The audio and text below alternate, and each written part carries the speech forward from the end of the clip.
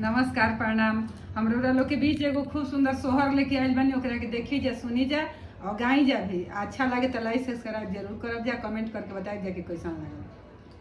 आन्ही कहेली अपनाया आन्हा से सुनी सिर साहेब हो ये साहेब एको जे पुत्र जनमी ते तिरिथि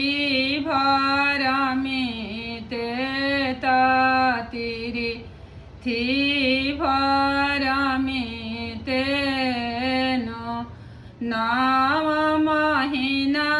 नव दिन भैले सरवन जनम लेले सरवन जनम लेले हो एलालना बना पैसी काटे ले चंदना मात कावर बना वेले कावर बना वेले एक ओरी बई ठेली आन्ही त एक ओरिया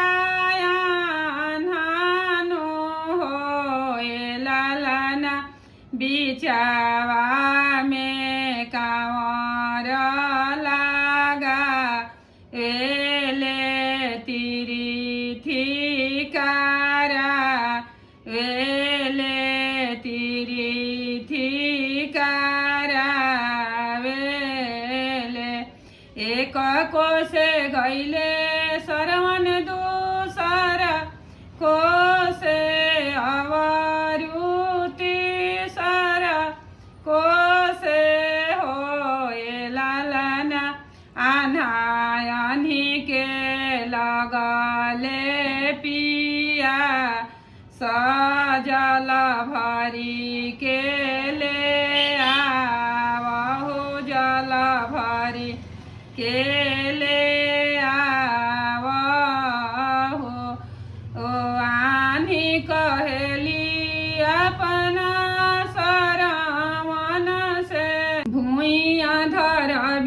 चूटी लगी जाए हैं और चूटा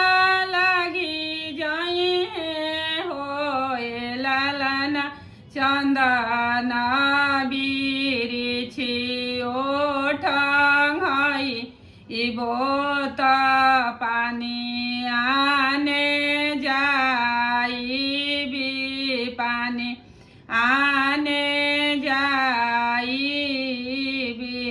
आन्ही कहेली अपना सरवन से सुन बबुआ सरवन हो ये बबुआ आगैया घाटे जाई हमें पानी आने मेरी घटिया जाने जय मेरी घटिया जाने जय ए बबुआ राजा दशरथ बनावा चला एले मेरी गवन के मारेले मेरी वन के मारे गैया घटे ना गईले पानी आने मेरी घटिया चली गईले हो लालना राजा दशरथ बनावा चला वेले जूझेले बेटा सरवन जूझेले बेटा सरवन चूटी सब दे बाबू सरवन चटरे पौआ के कर बाजे हो